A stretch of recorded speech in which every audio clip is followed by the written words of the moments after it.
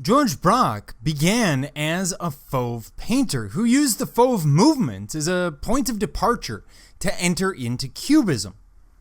Now, the Cubists rejected naturalistic representation, as we've seen, and preferred compositions of shapes and forms abstracted from their conventionally perceived illusion, from the conventional form which they usually take. The early Cubists could not achieve a total view through the traditional, so they create a model from multiple positions. So the traditional, of course, is painting a model from one position, and the Cubists instead create a dissection of the figure. They basically analyze the structure of the form, which brings us to Analytic Cubism, the first offshoot of Cubism, and really one that is developed by Braque.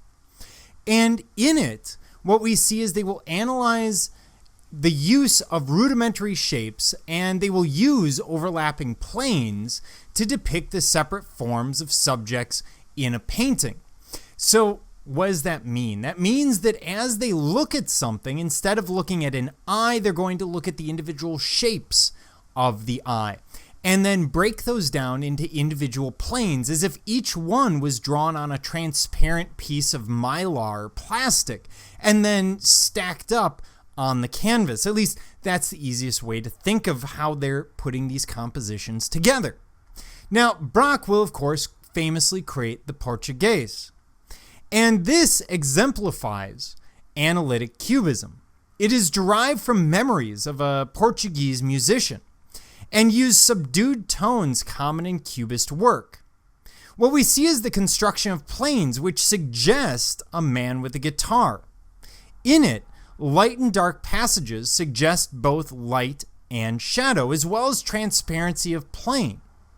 The letters and numbers allow the artist to play with the viewer's perception of what is two-dimensional and what is three-dimensional space. Ultimately, the constantly shifting image makes it impossible to definitively read the work. Examining this work really is a disconcerting excursion into the ambiguities and doubts of two-dimensional and three-dimensional space. So as we look around, we get elements that we can identify, such as the sound hole of a guitar and the strings, or letters and other typography, but we know that type is two-dimensional. And so it stops us from reading this as a fully three-dimensional work. But the use of some shadow, or the sort of sense of a shadow, gives us the sense that maybe this is a three-dimensional piece. So not only is he breaking down and analyzing the form, he's analyzing the idea of what is and isn't two- and three-dimensional.